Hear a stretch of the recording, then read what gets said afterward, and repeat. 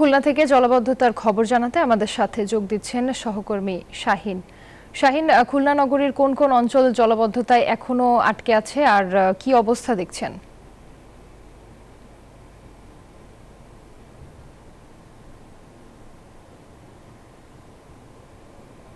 3 দিনে খুলনায় সর্বোচ্চ পরিমাণ বৃষ্টিপাত হয়েছে 124 মিলিমিটার।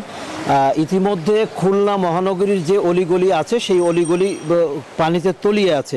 বিশেষ করে শহরের উঁচু অঞ্চল থেকে একটু নিচু যে অঞ্চলগুলো, যেমন 31 নম্বর ওয়ার্ড, 26 নম্বর ওয়ার্ড এবং 1, 2, 3 এই ওয়ার্ডগুলো। এনজিওর কিস্তি প্রথমবার বিকাশ পেমেন্ট করলেই 20 টাকা ইনস্ট্যান্ট ক্যাশব্যাক। নগরীর যে চারপাশ, এই চারপাশ কিন্তু জলাবদ্ধতা তৈরি হয়েছে। আপনি জানেন যে বিগত প্রায় 15 বছরে 1483 কোটি টাকার মতো জলাবদ্ধতা নিরসন এবং সড়ক উন্নয়নে কাজ করা হয়েছে, কিন্তু তার সুফল নগরবাসী বিন্দুমাত্র পায়নি।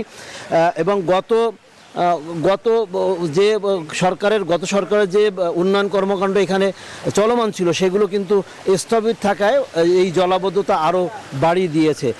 সব মিলে খুলনায় মানুষ, অর্থাৎ নগরীর মানুষ জলাবদ্ধ এবং আশপাশের যে অঞ্চলগুলো আছে সেই অঞ্চলে কিন্তু স্থায়ী জলাবদ্ধতা সৃষ্টি হয়েছে। এখনও আকাশে প্রচুর মেঘ এবং থেমে থেমে বৃষ্টিপাত হচ্ছে। এই ছিল খুলনা থেকে আমার কাছে সর্বশেষ। রুবা।